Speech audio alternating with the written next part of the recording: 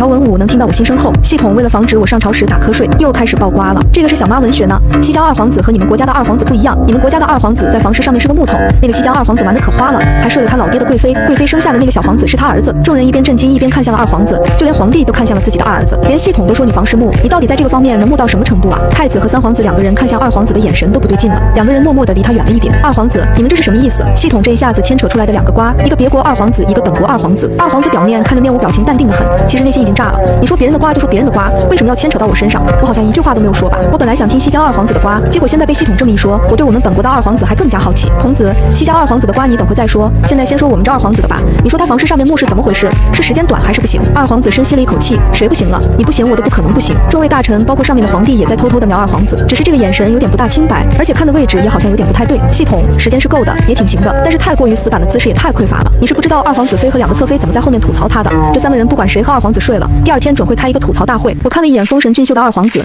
想象了一下二皇子妃和两个侧妃吐槽他的画面，这一下是真的忍不住了。哈哈哈，他是怎么做到的？三个女人都对他不满意的，不是说男人天生就会吗？系统其实主要原因就一个，二皇子不愿意学呀，他总觉得自己很厉害，身上有种莫名的自信，然后一个姿势用到头。你是不知道二皇子妃怎么说他的，他说嫁给二皇子这么多年，其他的没学到，但是在演戏方面的能力那是直线上升。不过二皇子这样也有一个好处，什么好处？众人也竖起耳朵听着，这个东西还能有好处的吗？二皇子本人现在已经快要羞愤欲死了，太子和三皇子怕他当场情绪失控，所以死死的抓着他，不管怎么样都不能影响他们吃瓜。系统猥琐的嘿嘿笑了笑说道，二皇子凭借一己之力让二皇子妃和两个侧妃成为了一派，直接断绝了宅斗，厉害吧？现在这三个女人每天要应付的就是二皇子，他们甚至还私底下交流演技，甚至还互相推脱。二皇子妃怀上第一个孩子的时候，他简直是想放鞭炮庆祝，因为后面他就不用侍寝了。我已经笑得快要断气了，我的笑声犹如一把利剑插进了二皇子的心里。皇子现在整个人都已经麻了，为什么这个系统连他的房事都知道？他是吃饱了没事情干嘛？还有为什么他的皇子妃和侧妃居然会这么对他，居然还在一起吐槽他？太子看着生无可恋的弟弟，怜悯地对他说道，二弟没事儿，只要不是不行就行了，在这件事上面木你可以多学一学，哥哥我收藏的挺多古本，等下朝了就让人送几本给你，你好好的学一学呀。三皇子也幸灾乐祸地说道，是啊二哥，你就算是不为自己着想，也得为三位嫂嫂着想吧，人家天天和你演戏多累呀。二皇子面无表情地看着这俩兄弟，崩溃地说道，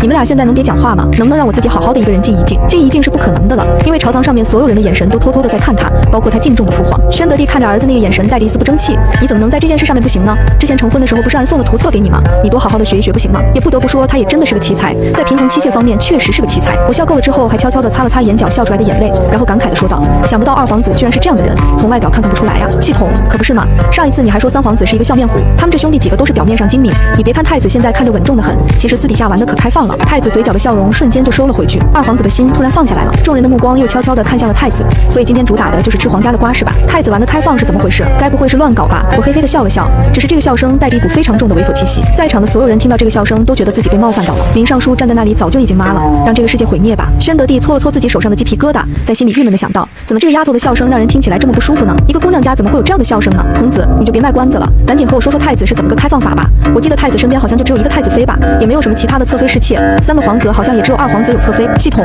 我说的开放可不是你以为的那个意思，我是说太子和太子妃玩的花样开放，你是不知道他们玩的花样有多么开放，他们和二皇子简直形成了一个鲜明的对比。太子还收藏了很多的古本，起码几大箱子吧，而且他还会学习哦。系统的这个我就非常有灵性的，太子整个人现在就像是煮熟的番茄一样，造孽呀！维持了这么多年的稳重形象，现在一下子崩塌了。上面的皇帝看着自家的大儿子，眼神中也带着复杂，想不到你居然是这样的太子，这两个儿子为什么就不能稍微平衡一下呢？一个玩的太开放，一个不会玩，真的是愁死。我现在的想法也和皇帝一样，我觉得太子和二皇子两个应该互相结合一下，太子没有什么事情的时候也可以去引导一下二皇子呀。系统听到这话倒吸了一口凉气，让太子去引导二皇子，所以你是想让他们搞基，龙阳之好，那他们两个之中可要不得呀。听到系统的话，在场的所有人都在心里倒吸了一口凉气，太子和二皇子两个人直接被自己的口水给呛到了。林默居然想让他们搞基，虽然他们不明白搞基是什么意思，但是系统说了这个龙阳之好他们懂意思，搞基应该和龙阳之好的意思一样。太子和二皇子两个人互相对视了一眼，然后一起把旁边站着看戏的三皇子拉到了他们中间，这样就可以把他们俩给隔开了，完美。我听到系统说出来的话也惊呆了，我真的没想到系统居然这么开放，居然连搞基都知道。孔子啊，我发现我真的是小瞧你了，想到你的思想居然这么开放，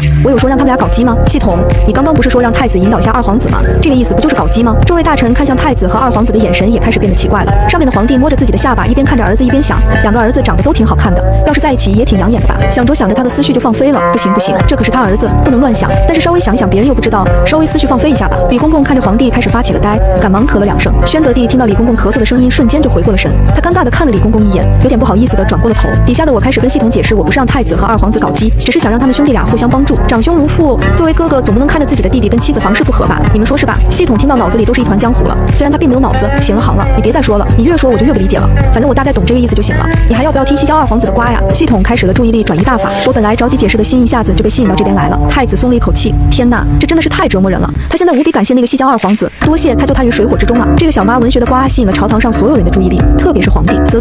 这个西江王也太惨了，居然被自己儿子戴了绿帽子。还好他的儿子们都是正经人，太子、二皇子、三皇子一脸兴奋地站在下面吃瓜，吃自己的瓜哪有吃别人的瓜香呀？朝堂大臣们也真的是挺辛苦的，不仅不能耽误商量国家大事，还得分出心神来吃瓜，不容易呀。系统，那个西江二皇子和你们二皇子完全就是形成了奇葩的反差，他也是属于玩的开放的那一种，但是不像你们太子这么专情。专情的太子露出了一丝微笑，这系统应该是在夸他吧？他也觉得自己很专情，他只爱太子妃呢。所以这个西江二皇子是只睡了那个贵妃吗？系统嘿嘿了2声，不，除了他的亲娘，他把自家老爹的后妃基本上都睡了一个遍。所以为什么说他受他老爹的喜爱呢？因为他老爹的后宫全部都是他的女人，这天天枕头风吹着，他老爹肯定觉得这个儿子最好啊。在场的大臣及皇帝同时吸了一口凉气，太子和2位皇子也不知道该说些什么好了，只能对这个人表示钦佩。我现在3观已经炸了 ，CPU 也炸了，这个西江的二皇子也太牛逼了吧！古往今来就没有一个这样的奇人吧？就算是在现实世界的历史之中，你翻阅上下5000年的历史也找不到一个这样的呀！把自己的老爹的老婆除了自己老妈全部都睡了一遍，这真的是牛人中的牛人。我很认真的问系统，请问他的肾还好吗？这位二皇子的年纪有多大？他老爹后宫